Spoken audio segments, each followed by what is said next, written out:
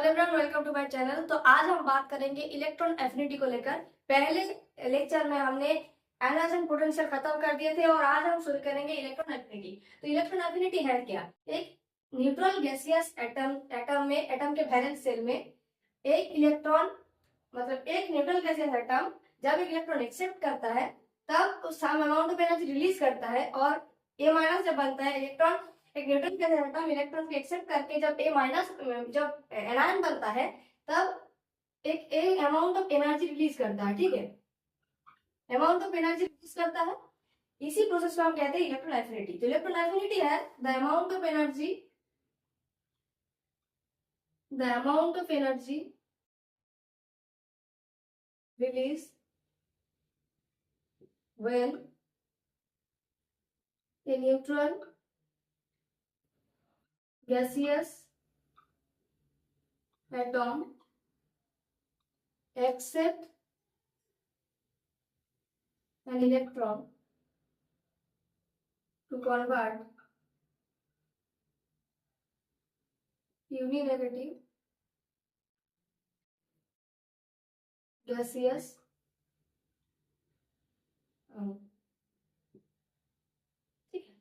the amount of energy released when a neutral gaseous atom accept an electron to convert in negative gaseous ion, तो इसको कहते हैं electron affinity. जब एक neutral gaseous atom electron को accept करके electron इसके वैलेंस शेल में, जब एक इलेक्ट्रॉन ये एटम एक्सेप्ट कर रहा है तो यहाँ से एक अमाउंट ऑफ एनर्जी रिलीज होता है। इस एनर्जी, यही जो प्रोसेस है, इस एनर्जी जो निकलता है इसको हम कहते हैं इलेक्ट्रॉन एफिनिटी। ठीक है, इलेक्ट्रॉन एफिनिटी। और हमने बहुत बार सुना है कि देखिए इलेक्ट्रॉन एफिनिटी के साथ और एक वर्ड आप सुने होंगे कि इलेक्ट्रॉन गेन एंथैल्पी। तो इलेक्ट्रॉन गेन एंथैल्पी और इलेक्ट्रॉन एफिनिटी में डिफरेंस क्या है? इलेक्ट्रॉन गेन एंथैल्पी और इलेक्ट्रॉन एफिनिटी में डिफरेंस क्या है? तो देखिए हम कहते हैं कि जब कोई इलेक्ट्रॉन एक्सेप्ट करता है न्यूट्रल गैसियस एटम तब वहां से अमाउंट ऑफ एनर्जी रिलीज होता है। रिलीज होता है मतलब यहाँ पे चार्ज है पॉजिटिव चार्ज है, और हम ज्यादातर एनर्जी को हमने ईवी पर एटम और किलोजूल पर मोल में डिनोट करते हैं। यूनिट होता है ईवी पर एटम और किलोजूल पर मोल। ठीक है, तो देखिए अब हम बात करेंगे इलेक्ट्रॉन गेन एंथैल्पी क्या है, डिफरेंस क्या है। तो एफिनिटी और electron gain enthalpy, electron gain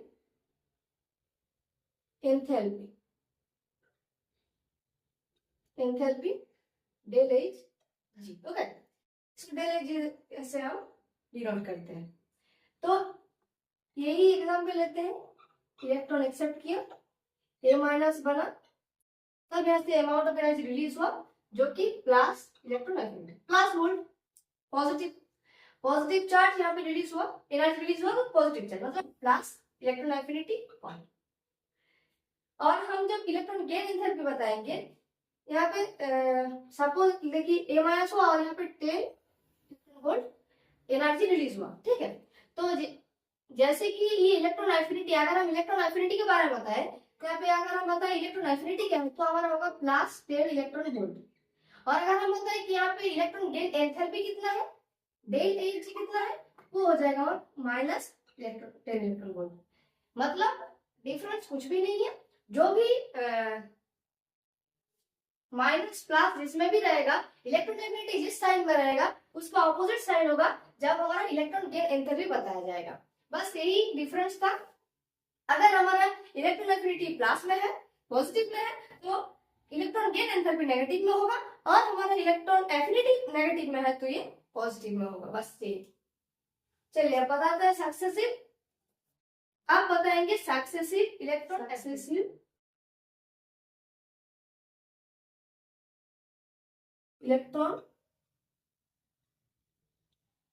affinity, successive electron affinity. देखिए एक इलेक्ट्रॉन एक्सेप्ट किया, ए माइनस 1, तो यहाँ पे प्लस इलेक्ट्रॉन एफिनिटी 1। यहाँ से हमारा एनर्जी रिलीज हुआ पॉजिटिव, ये पॉजिटिव चार्ज, ठीक है। ये ऑलवेज, ठीक है, जनरली ये होता है, जनरली पॉजिटिव होता है। फर्स्ट इलेक्ट्रॉन एफिनिटी हर पर पॉजिटिव ही होता है। देन हमारे ए माइनस है हमारे पास, उसमें हम एक इलेक्ट्रॉन ऐड कर रहे हैं, हम बना रहे हैं A2 माइनस, ठीक है, प्लस इलेक्ट्रॉन एफिनिटी जो होगा वो नेगेटिव होगा। ये इलेक्ट्रॉन एफिनिटी 2 है वो नेगेटिव है, क्यों? देखिए यहाँ पे पहले से ही एक इलेक्ट्रॉन है, नेगेटिव है मतलब पहले से ही एक इलेक्ट्रॉन है, फिर हम उससे फिर से और एक इलेक्ट्रॉन ऐड कर रहे हैं, तो यहाँ पे रिपल्सन होगा। एग्जिस्टिंग इलेक्ट्रॉन और न्यू कमिंग इलेक्ट्रॉन में रिपल्सन होगा, नेगेटिव चार्ज आपस में रिपेल करता है, तो यहाँ पे रिपल्सन होगा। तो ड्यू टू दिस रीजन हमें एनर्जी रिक्वायर्ड होगा, यहाँ पे मुझे एनर्जी देनी पड़ेगी। तो इसी के चलते हम जब एनर्जी देते हैं तब नेगेटिव साइन होता है, और हमें जब एनर्जी मिलता है तो हम पॉजिटिव साइन करते हैं। तो यहाँ पे हमें एनर्जी देनी पड़ रही है, इसलिए ये नेगेटिव हो गया। तो ऑलवेज नेगेटिव होता है, first electron affinity always positive होता है, ऑलवेज ये स्पॉन्टेनियस होता है और हमें एनर्जी मिलता है, ठीक है। एक न्यूट्रॉन गैस एटम जब एक इलेक्ट्रॉन एक्सेप्ट करता है तो हमें बराबर एनर्जी मिलता है और वो पॉजिटिव होता है, इलेक्ट्रॉन एफिनिटी पॉजिटिव है, और सेकंड इलेक्ट्रॉन एफिनिटी बराबर नेगेटिव होता है, क्योंकि जो इलेक्ट्रॉन एग्जिस्टिंग इलेक्ट्रॉन और न्यू कमिंग इलेक्ट्रॉन के बीच रिपल्सन होता है। यहाँ पे देखिए A2 माइनस है हमारे पास, फिर हम यहाँ पे एक इलेक्ट्रॉन, ऐसे भी तो 2 इलेक्ट्रॉन है ही वहां पे, फिर से हम और एक इलेक्ट्रॉन यहाँ पे ऐड कर रहे हैं, तो हमें more amount of energy required होगा। यहाँ पे A3 माइनस जब हम करेंगे तो मोर अमाउंट ऑफ एनर्जी यहाँ पे हमारा रिक्वायर्ड होगा, ये नेगेटिव। तो हमारा इलेक्ट्रॉन एफिनिटी 2, 3, 4 हम नीचे जाते रहेंगे, 4, 5 जो भी हम करेंगे ऑलवेज नेगेटिव, ऑलवेज मुझे एनर्जी देनी पड़ेगी, सिवाय इलेक्ट्रॉन एफिनिटी 1 की। इलेक्ट्रॉन एफिनिटी 1 के बाद हम कुछ भी इलेक्ट्रॉन हम ऐड करें, A माइनस में इलेक्ट्रॉन ऐड करें, देखिए ऑक्सीजन का भी एग्जाम्पल आता है, जैसे कि ऑक्सीजन है, ऑक्सीजन जब 1 इलेक्ट्रॉन एक्सेप्ट करता है, O माइनस बनता है, तब यहाँ पे क्या होता है, amount of energy electron affinity 1 में एनर्जी रिलीज होता है, मतलब पॉजिटिव होता है, ठीक है, पॉजिटिव होता है। अब जब हमारा O माइनस है ही, फिर से हम 1 इलेक्ट्रॉन यहाँ पे ऐड कर रहे हैं, मतलब यहाँ पे क्या हो गया, O2 माइनस, और यहाँ पे इलेक्ट्रॉन एफिनिटी 2, ये और नेगेटिव, क्यों? क्योंकि ऑक्सीजन में इलेक्ट्रॉन है ही गलत में, फिर से हम इलेक्ट्रॉन ला रहे हैं, इसीलिए यहाँ पे रिपल्सन हो रहा है between 2 negative charge. Due to this reason their energy will be required, so this become negative, ठीक है। चलिए, ये रहा हमारा सक्सेसिव इलेक्ट्रॉन एफिनिटी, जहाँ पे यही बोला गया है कि फर्स्ट इलेक्ट्रॉन एफिनिटी हर पर होता है पॉजिटिव, वहां से हमें एनर्जी मिलता है, और उसके बाद में सेकंड थर्ड जितना इलेक्ट्रॉन एफिनिटी होगा ऑलवेज नेगेटिव होगा, क्योंकि नेगेटिव जो चार्ज इफेक्टिंग फैक्टर्स इफेक्टिंग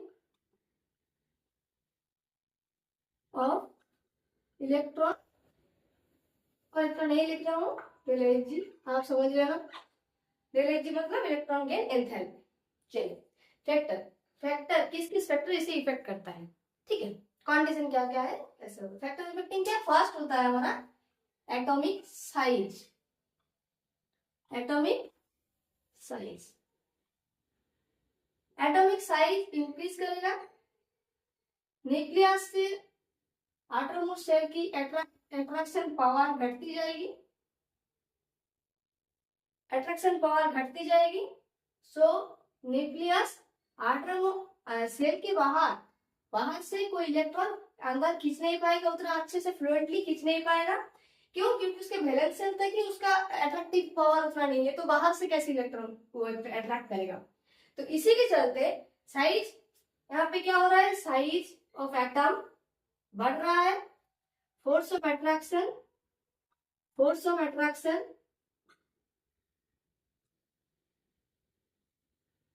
घट रहा है, due to this reason electron affinity also बढ़ रहा है। ठीक है, एटॉमिक साइज जब इंक्रीज करेगा तब फोर्स ऑफ अट्रैक्शन मतलब Z star, force of attraction between nucleus utmost shell और वैलेंस सेल डिक्रीज कर रहा है। इसी के चलते वो बाहर से कोई इलेक्ट्रॉन अट्रैक्ट नहीं कर पा रहा है और लेस अट्रैक्टिंग पावर हम बोल सकते हैं। तो इसी के चलते इलेक्ट्रॉन एफिनिटी जो कि घट रहा है। ओके, चलिए देन हम क्या देखेंगे, देन हम देखेंगे nuclear charge, nuclear charge, nuclear charge, nuclear charge जितना बढ़ता जाएगा, न्यूक्लियर चार्ज जितना बढ़ता जाएगा उतना साइज जो कि घटता जाएगा। ठीक है, न्यूक्लियर चार्ज बढ़ेगा तो फोर्स ऑफ न्यूक्लियर चार्ज जब बढ़ता जाएगा तो force of attraction between outermost shell बहुत ज्यादा इंक्रीज करते जाएगा। जब आउटर मोस्ट सेल जब न्यूक्लियस से आउटर मोस्ट सेल का अट्रैक्शन बहुत ज्यादा होगा तब बाहर से कोई इलेक्ट्रॉन आसानी से अपने की तरफ खींच लेगा। तो इसी के लिए यहाँ पे इलेक्ट्रॉन एफिनिटी भी ज्यादा होगा। तो force of attraction Z star also increases, so electron affinity also increases. Okay, then हम देखेंगे, देखिए एटॉमिक साइज बढ़ने से इलेक्ट्रॉन एफिनिटी घट रहा है, न्यूक्लियर चार्ज बढ़ने से अट्रैक्शन फोर्स ऑफ अट्रैक्शन बढ़ रहा है, इसीलिए इलेक्ट्रॉन एफिनिटी बढ़ रहा है। देन थर्ड क्या है, थर्ड पॉइंट है stable electronic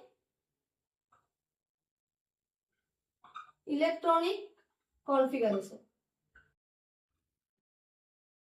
stable electronic configuration. सबसे स्टेबल इलेक्ट्रॉनिक कॉन्फ़िगरेशन किस में है, हाफ फील्ड में और फुल फील्ड में। हाफ फील्ड और full field orbit. Half field मतलब P में 3 है, D में 5 इलेक्ट्रॉन है, F में 7 इलेक्ट्रॉन है। ओके, और फुल फील्ड मतलब P में 6 इलेक्ट्रॉन है, D में 10, F में 14 ऐसा। जैसे एग्जांपल नियॉन, आर्गॉन, क्रिप्टन, ये फुल फील्ड ऑर्बिटल है। नोबल गैस मतलब full filled orbital and most stable atom. ठीक है, तो ये लोग मोस्ट स्टेबल है, मोस्ट स्टेबल होने की वजह से ये बाहर से इलेक्ट्रॉन एक्सेप्ट नहीं करता, इसकी इलेक्ट्रॉन एफिनिटी ऑलमोस्ट 0 होता है। इसका इन एलिमेंट्स में इलेक्ट्रॉन एफिनिटी की टेंडेंसी ज्यादा होता नहीं है, ये स्टेबल है, ऐसे ही स्टेबल है। और कोई कुछ भी एटम अपना इलेक्ट्रॉन डोनेट करता है, इलेक्ट्रॉन एक्सेप्ट करता है, क्यों, क्योंकि नियरेस्ट नोबल गैस कॉन्फ़िगरेशन पाने के लिए। मगर ये तो ऑलवेज पहले से ही नोबल गैस है, तो इसी के चलते इन सब एलिमेंट में इलेक्ट्रॉन एक्सेप्ट करने का टेंडेंसी नहीं होता है। ठीक है, तो इसी के चलते electron affinity stable electron configuration वाला जो मॉलिक्यूल्स होता है उनमें इलेक्ट्रॉन एफिनिटी ज्यादातर 0 होता है। 0 मतलब very very very less, very very less. Zero के बराबर। ठीक है, ओके। अब ट्रेंड क्या है, एलन ग्रुप और Elon period.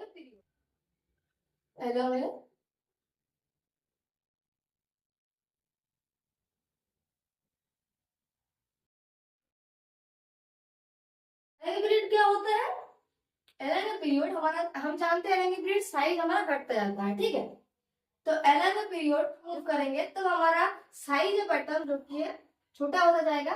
Due to decreasing the size of atom, force of attraction between outermost shell electron will be increases. Due to this reason, nucleus बहुत अच्छे से बाहर की इलेक्ट्रॉन को अट्रैक्ट कर पाएगा। ठीक है, तो इसी के लिए यहाँ पे इलेक्ट्रॉन एफिनिटी ज्यादा होगा। तो along the period size decreases, size घट रहा है, force of attraction force of attraction between nucleus and outermost shell increases. So ये बाहर के कोई इलेक्ट्रॉन को अच्छे से फ्लुएंटली अट्रैक्ट कर पाएगा बाहर के इलेक्ट्रॉन को, तो electron affinity also increases. Okay, चलिए अब हम देखेंगे along a group. along a group जाएंगे जब टॉप टू बॉटम हम जब जाएंगे तो हमारा साइज जो की है बढ़ता जाता है. साइज बढ़ने के लिए, साइज बढ़ने की वजह से जो न्यूक्लियस है, न्यूक्लियस उतना अच्छे से वैलेंस शेल इलेक्ट्रॉन को अट्रैक्ट नहीं कर पाता, इसीलिए बाहर से कोई इलेक्ट्रॉन भी वो अट्रैक्ट नहीं कर पाता. तो साइज विल बी इंक्रीजेस. यहाँ पे साइज इंक्रीज करता है. Force of attraction decreases. Force of attraction decrease करता है, सो electron affinity also decreases. I hope हम लोगों को यहाँ तक समझ में आया होगा. अब हम जाएंगे ट्रेंड की तरफ. पीरियड, सेकंड पीरियड की ट्रेंड हम पहले देखेंगे, फिर हम देखेंगे ग्रुप 16, 17 ये सब. ठीक है, सेकंड पीरियड की. Period 2 lithium, beryllium, boron, carbon, nitrogen, oxygen, fluorine, नियम. ओके, देखिए lithium 1s2 2s1, 1s2 2s2, 1s2 2s2 2p1. Okay, carbon 1s2 2s2 2p2, nitrogen 1s2 2s2 2p3, oxygen 2s2 2p4, carbon nitrogen oxygen, fluorine 1s2 2s2 2p5, neon 1s2 2s2 2p6. तो हमारा expected क्या है? Expected हम जानते हैं, अभी देखिए along a period क्या होता है, साइज डिक्रीज करता है, इलेक्ट्रॉन एफिनिटी साइज डिक्रीज करता है, इलेक्ट्रॉन एफिनिटी इंक्रीज करता है. ठीक है, तो हमें बताया तो इलेक्ट्रॉन एफिनिटी इंक्रीज करता है, तो यहाँ पे हम नियॉन का सबसे ज्यादा होगा. इस एक्सपेक्टेड ही है कि लिथियम का कम, फिर बेरिलियम, फिर boron, carbon, nitrogen, oxygen, fluorine, neon. But ये था एक्सपेक्टेड, मगर होता क्या है एक्चुअली होता क्या है?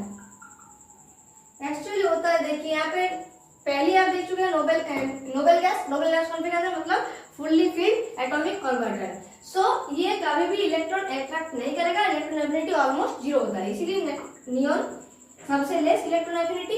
देन यहाँ पे 2p6, देखिए फिर नाइट्रोजन में 2p3, नियॉन के बाद देखिए nitrogen 2p3 half field P orbital, तो देन नाइट्रोजन हो गया.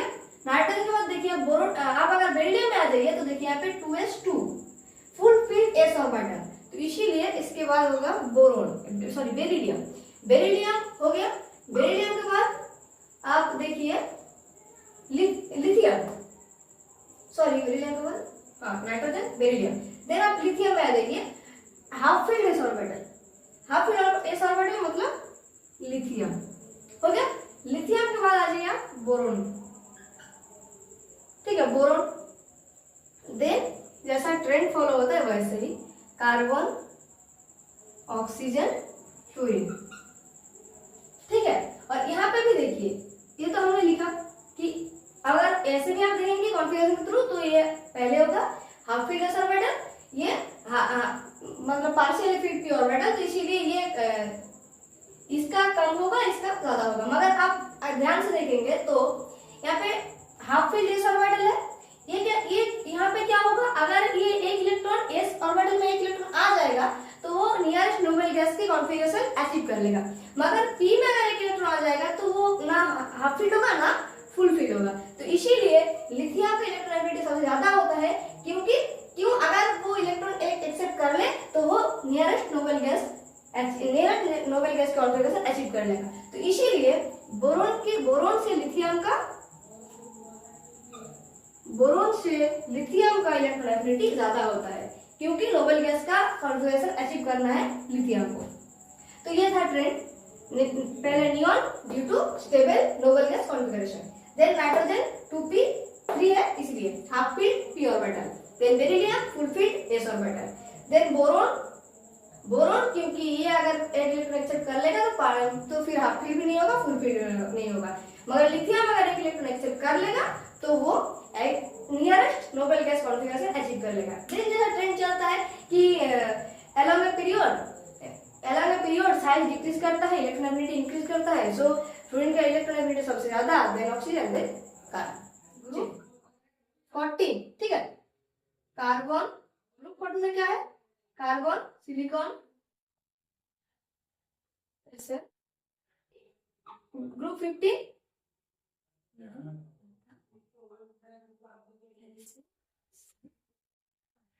Nitrogen, phosphorus, arsenic, antimony and bismuth. Then group 16 oxygen, sulphur,